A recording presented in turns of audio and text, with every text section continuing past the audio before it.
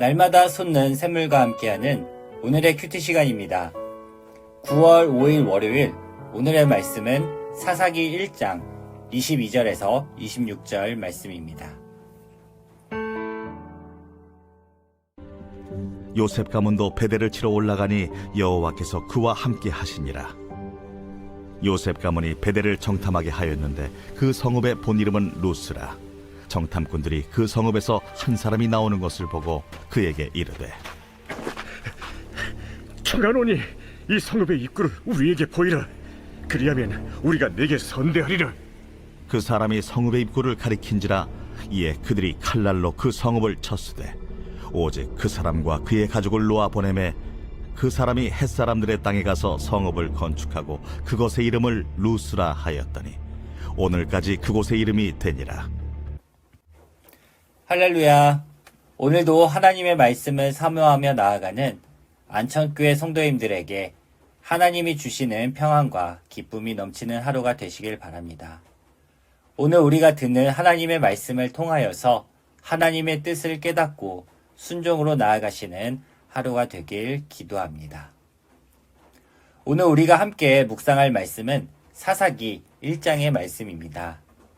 본문에 들어가기에 앞서서 지금 사사기 1장의 상황이 어떤 상황인지 파악하는 것이 매우 중요합니다. 사사기는 이스라엘을 이끌었던 여호수아의 정복 이야기가 끝난 뒤에 일어난 일이라고 1장 1절에서 밝히고 있습니다. 여호수아가 죽고 사사들의 영웅적 이야기가 시작되기에 앞서서 1장부터 2장 5절까지 이스라엘의 정치적, 군사적 상태, 그리고 종교적, 영적 상황이 배경으로 소개되고 있습니다. 그런데 한 가지 문제가 있습니다. 사사기는 분명히 여호수아가 죽은 후를 언급하고 또 각 지파들이 가나안 땅을 점령하는 사건들이 이어서 나타나고 있습니다. 그런데 사사기 2장 8절에 가서는 여호와의 종 눈의 아들 여호수아가 110세의 죽음에 라고 여호수아의 죽음을 다시 한번 언급하고 있습니다. 이에 대해서 여러 가지 학자들의 해석이 존재하는데 한 가지는 1장 1절부터 2장 5절까지는 여호수아가 죽고 난 뒤에 발생한 사건이라는 의견과 또 그 전이라는 의견이 있습니다. 그리고 내용에 따라서 부분적으로 보아야 한다라는 의견도 있습니다. 여러 가지 의견들이 있지만 가장 적절한 것은 1장 1절에서 여호수아가 죽은 후라는 말은 이 사사기 전체적인 책의 서두로 보고 넘어가야 하고, 중요한 점은 여호수아의 정복 전쟁과 영토 분배가 일어난 후에 이스라엘 백성들이 무엇을 했는지 파악하는 것이 더 중요합니다. 바로 지파들에 의한 점령이 시작되었습니다. 그리고 오늘 함께 볼 본문에서는 지파 전쟁에서 주는 소중한 교훈이 있습니다.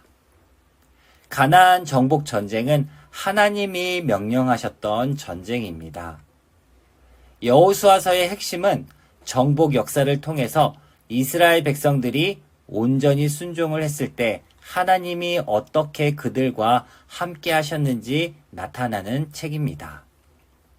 반대로 하나님의 말씀에 온전히 순종하지 못했을 때는 그에 반대되는 결과를 맞이하기도 하는데, 오늘 본문은 온전히 하나님의 명령에 순종하지 못했던 이스라엘 백성들의 비참한 결과를 예고하고 있습니다. 여호수아의 지도 아래에 정복전쟁이 이루어졌습니다. 하지만 아직 가나안 족속이 완벽하게 가나안 땅에서 제거된 것이 아니었습니다. 이들은 철병거를 가지고 있었고 이스라엘 백성들에 대항하여 남아 있었습니다. 이에 12지파 중에서 가장 먼저 선두에 선 지파는 유다 지파였습니다. 그 뒤를 이어서 시므온 지파가 유다 지파와 함께 올라가서 용감하게 싸우는 것을 1장 서두에서 보게 됩니다. 하지만 오늘 함께 볼 1장 21절, 22절 말씀을 보면 앞선 유다와 시므온 지파와는 조금은 다른 모습을 보게 됩니다. 21절 말씀을 함께 보겠습니다. 베냐민 자손은 예루살렘에 거주하는 여부스 족속을 쫓아내지 못하였으므로 여부스 족속이 베냐민 자손과 함께 오늘까지 예루살렘에 거주하니라. 베냐민 족속은 그들에게 할당된 전쟁을 태만히 여겼습니다. 온전히 여부스 족속을 쫓아냈어야 되지만 그러지 못한 모습을 보게 됩니다. 오히려 여부스 족속은 베냐민 자손과 함께 살게 되는데 하나님이 온전히 진멸하라는 명령과는 정반대되는 모습을 보게 됩니다. 22절 말씀을 보면 요셉 족속 또한 베델을 치러 올라갔습니다. 하지만 이들 또한 이 전쟁 외에는 별다른 모습을 보이지 않았고 또 다른 큰 오점을 남기게 됩니다. 베델과의 전쟁은 하나님이 함께 하신 전쟁이었습니다. 그들에게 승리가 보장된 전쟁이었습니다. 요셉 지파는 성읍을 얻기 위해 다소 신중한 모습을 보입니다. 먼저 정탐꾼을 보내 어느 부분이 취약한지 정탐하게 됩니다. 앞서 여리고성을 점령했을 때처럼 정탐꾼들을 도와준 한 사람을 통하여 매우 유익한 정보를 얻게 됩니다. 25절 말씀을 보면 정탐꾼들은 한 사람을 통해 얻은 정보를 통하여 그 성읍을 급습하였습니다. 그리고 칼로 그 성을 빼앗은 것을 보게 됩니다. 결과적으로는 그 한 사람과 가족을 살려보내야만 했고 그와 그 가족들은 헷 사람들의 땅에 가서 성읍을 건축하고 함께 거주하게 되는 것을 보게 됩니다. 여기서 우리는 중요한 사실을 알아야 합니다. 하나님이 이 요셉 지파와 함께했고 전쟁에서 승리를 거머쥐게 하셨지만 이스라엘 백성들은 임무와 그 이익에 대해서는 무관심했던 것을 보게 됩니다. 가나안 족속들을 온전히 쫓아내지 못한 결과 이들은 그 땅의 소유권을 완전히 주장하지 못했습니다. 그리고 이로 말미암아 점차 불신앙이 그들 가운데 들어오기 시작했고 하나님이 허락하지 않았던 이방인과의 결혼과 또 우상 숭배를 통해 이스라엘 백성들 가운데 죄가 자리 잡게 될 여지를 남겼습니다. 우리 가운데에서도 하나님을 믿고 믿음으로 승리하며 살아가려는 사람들이 참으로 많습니다. 믿음을 잃지 않으려 애를 쓰고 또 수많은 성령의 열매를 맺으며 살아가는 사람들도 많습니다. 하나님이 함께 하시는 이들이지만 오늘 본문을 통해서 우리가 중요하게 생각해야 될 것이 있습니다. 그것은 바로 우리의 행위도 중요하지만 흠없고 온전한 것을 찾으시는 하나님을 우리는 기억해야 합니다. 우리는 불의와 타협하지 않아야 합니다. 그리고 죄 없이 흠 없이 살도록 우리는 정신을 바짝 차려야 합니다. 하나님은 거룩하신 분입니다.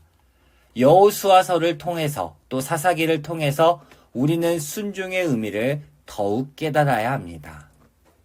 부분적인 순종이 아니라 온전한 순종을 보일 때 우리의 삶을 새롭게 바꾸시고 또 풍성하게 만들어주시는 하나님을 우리는 신뢰해야 합니다. 그러한 하나님을 신뢰하며 오늘 하루도 기쁨으로 살아가시는 안천교회 성도님들이 되시길 간절히 기도합니다. 함께 기도하겠습니다.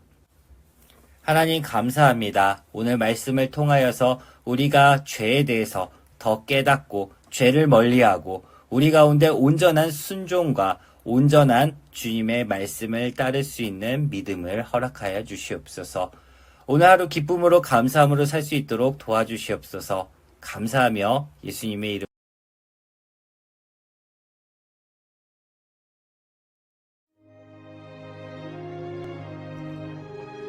하늘에 계신 우리 아버지, 아버지의 이름을 거룩하게 하시며 아버지의 나라가 오게 하시며 아버지의 뜻이 하늘에서와 같이 땅에서도 이루어지게 하소서.